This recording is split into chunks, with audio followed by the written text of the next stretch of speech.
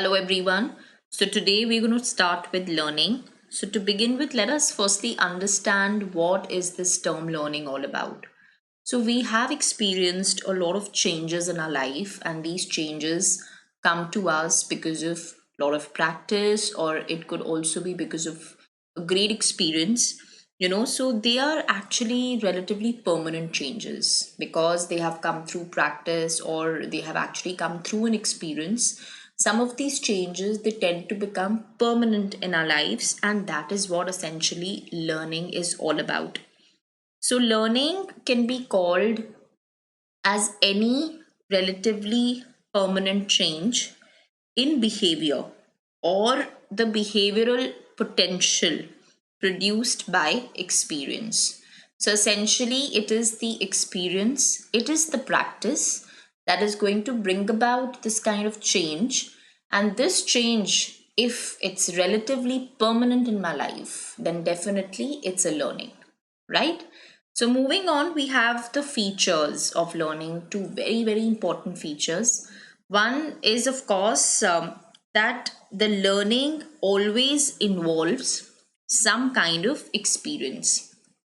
And the second feature talks about that these changes that we experience, of course, these behavioral changes, they actually occur due to learning are nothing but relatively permanent in life. So of course it is but the definition which is breaking into two features. One is of course talking about how we come across these changes due to experience in life, and secondly how these changes can actually be relatively permanent and therefore we can call it a learning you know so let us start with the first feature that talks about that it does involve some kind of experience in life. So for instance, if we just take example of our daily routine, isn't it? For instance, if suppose you were studying in a boarding school, and you had a set routine, you knew that there was an event occurring, and this event would actually be followed by many other events, basically. So you absolutely know that which event roughly will take place, at what time, and this has been happening with you every day because you stay in a place that's got a very fixed routine and things tend to take place in a sequence, at a certain time of intervals. So you know that, of course, if it is, let's say, 1 p.m. and now if the bell rings after 1 p.m. immediately we'll be served lunch, and we'll have our lunch from, let's say, 1 to 1:30, and then again the bell will ring and we'll be asked to go to our dormitories. So basically that there is a pattern. There are events that are happening in sequence at a certain intervals of time, and then that after lunch you have to go to dormitory, and then from there you need to go to the classes. So everything happens in a sequence. So this is going to make you understand that this is but a learning, right? That when the bell will ring, the food will be served to us in the form of lunch or dinner or whatever, because that it's got a pattern, right? It's got a sequence. So this is essentially what is learning, and then when we talk about how sometimes we do actually learn things very instantly in our lives, and we tend to not repeat it, we learn from our mistakes also many a times. Like suppose how sometimes children fidget with matchsticks and some other risky things.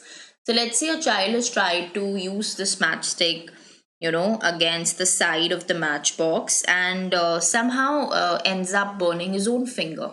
So he has learned a lesson, right? And he's not going to repeat it again. He's going to be very, very careful in handling the matchsticks next time, and he's not going to try using it. So there are experiences in life which can lead to very instant learning also, you know and definitely how there are certain experiences in life which do follow a particular sequence, a definite pattern. They actually lead to learning, And ultimately, of course, they are leading to a formation of a habit in us also somewhere, because it is a very permanent change that has come into us because of the repeated experiences in life, right? Then, of course, next is your behavioral changes that do occur due to learning, and of course, they are relatively permanent in life, So, of course, we do have certain important notes here. That one is that, of course, there are certain changes which are not permanent in our lives, and they are not even learned actually. And for instance, if suppose there are some changes that are taking place in our behavior, and that is pertaining to usage of drugs, or that could be pertaining to maybe lethargy, fatigue, or maybe I've just got very used to something, and that will be very short lived. Let's say you were reading a book, you have formed this interesting habit of reading a book, you're liking it, you're reading it, you're enjoying it, but definitely I cannot call it a permanent behavioral change, because maybe you have developed reading and suddenly you got bored and you stopped reading books, or maybe you tried learning driving but you stopped learning driving, so it actually could not instill in you a permanent change, because of lethargy or because of fatigue. Somehow you kind of stopped it, right? So there are many things that we also learn out of habit. We become accustomed to it, we become very habitual to certain things. Again, I cannot call it learning, that is nothing but coming out of habituation, that can be short lived also, you know so let's just take example of things that you tend to learn out of habituation, or maybe when you are getting accustomed to something, or you're getting very used to certain things in life. So let's just take instant um for instance, an example of, let's say, a wedding that is happening just next door. There is a lot of noise coming at night, and it's somehow disturbing you, causing you a lot of distractions, and you tend to also make, some orienting reflexes. So, orienting reflexes, if you see, these are orienting responses. These are very immediate response which an organism tends to make, to a change in its own environment, and so these are very immediate responses which you tend to make. So, of course, these orienting responses, if you come to see, slowly and slowly, they will start becoming very weak, and they will eventually become very undetectable. Why? Because whenever a new sound comes in your environment, just like if we take example of any new ringtone, you know this new ringtone that's playing around you too much, initially it will draw your attention, it will distract you, you know but over the period of time, you will start becoming very accustomed to it, you'll become very used to it, you'll become very habitual to it, you know and then you will not pay much attention to the noise, isn't it? And your response to the noise or to the sound will start diminishing, it will start becoming very very low, it will start diminishing, and probably it will in a way become very undetectable, you know so that response of yours, that diminished response, which actually in a way becomes undetectable because you are not paying heed, you are not paying attention to the sound around you, you are not bothered, it is not, bothering you, it is not even, in a way distracting you now, so that is habituation, you know. So basically, we have observed there are so many events happening around us, but at a certain point we do become habitual, and we continue with our normal daily workings or the normal chores that we take up, you know so this kind of change, it does occur, it is because of the continuous exposure to the stimuli, you know we have been constantly exposed to this, loud noise, and we become habitual to it, we become used to it, we become very accustomed to this kind of noise, and it is not due to learning. This is something which is not learning actually. Yes, we do learn a kind of a change comes in us, but I cannot call it a permanent change, and therefore it is not learning, because learning is definitely a relatively permanent change in my behavior. That is what learning is.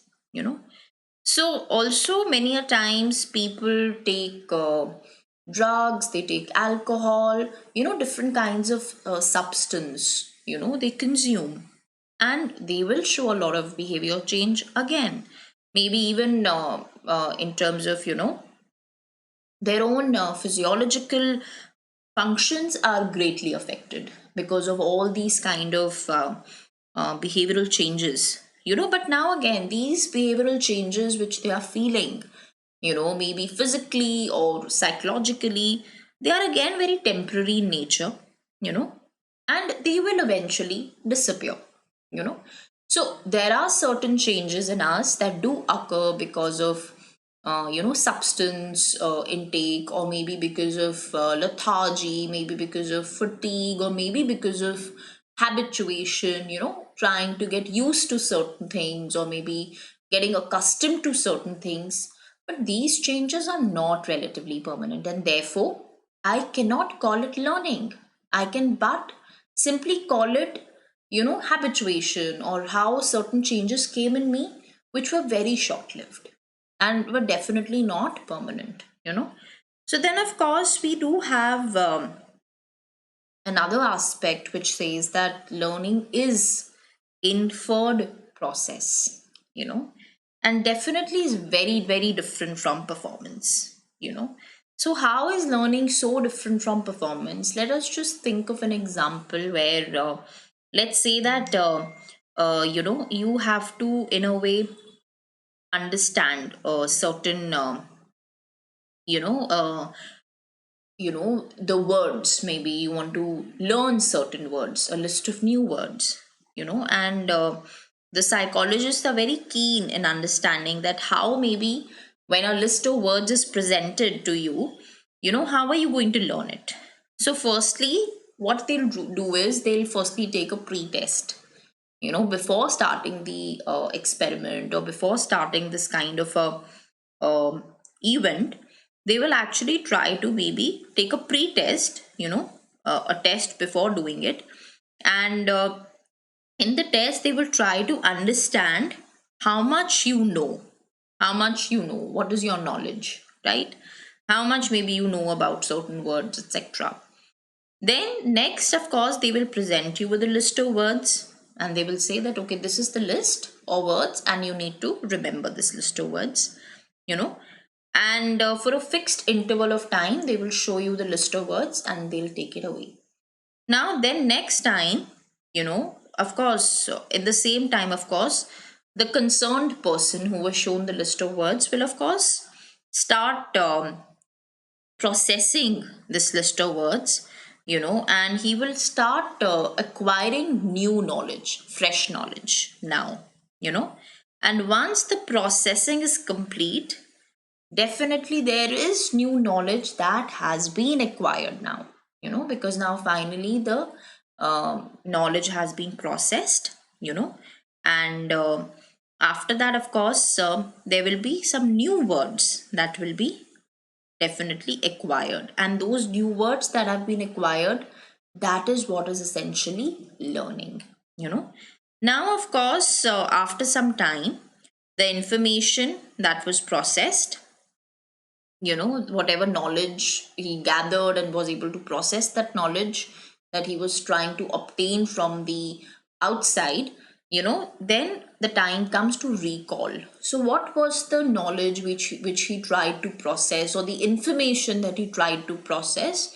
It was nothing but the list of words.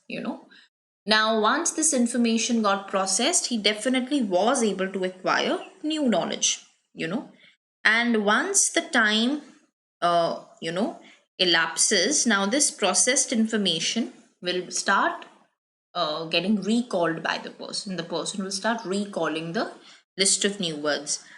Now the thing to remember here is that the psychologist is going to compare the number of words, which he already knew. That was during the pre-test, when a little test was taken to understand how much he knows, how many words he knows, or what is his knowledge in this particular regard.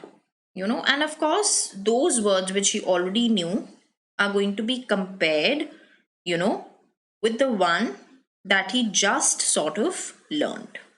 All right. So, of course, there is a comparison between the words that he knows now and the words that he knew beforehand, you know. And with this, of course, one infers that learning did take place. So, infers here is, of course, you draw conclusions, you make a judgment whether learning has taken place or not, right? So, definitely, learning is an inferred process, but it is quite different from performance, because performance is essentially a person's observed behavior, or response or action, if we come to see. So, learning is something that's quite of a relatively permanent change in one person's knowledge or behavior. There has been a relatively permanent change in a person's knowledge or behavior, right? But when I talk about performance, it's a temporary fluctuation in knowledge, just about a temporary fluctuation, you know, or a behavior. So temporary fluctuation can be knowledge or even behavior, that can be measured or it can be observed, during instructions or shortly after that. So performance is something that's quite short term, and learning is something that's in a way long term, right? So definitely learning is, it is an inferred process. How one infers whether learning did take place or not, you know. So of course, and then of course, if we just take another example, we'll come to understand it better. That many a times teachers ask you to learn a poem and then come up and recite. So you try and learn the poem n number of times, and once you say that you have learned it, then you come up and you recite it, right? Now the recitation part is definitely your performance, and on the basis of that performance, you know the teacher will draw a conclusion, she will come to a conclusion, or she will make a judgment, you know that you have actually learnt the poem. So literally performance is giving out, you know you are trying to exhibit, you know and learning is something, it's more like a relatively permanent change in you. Definitely performance is short lived, and when we talk about learning, it's definitely something that's for a longer time. It's a permanent change in your behavior or in your knowledge. But in case of performance, definitely the change is very short lived, or it's very temporary. It's the exhibition of it, so to say. And it is just nothing but a person's observed behavior, or it's a person's action, or it's a person's response. That is what essentially performance is all about, right? So with this, we come to an end of the first part. Thank you so much.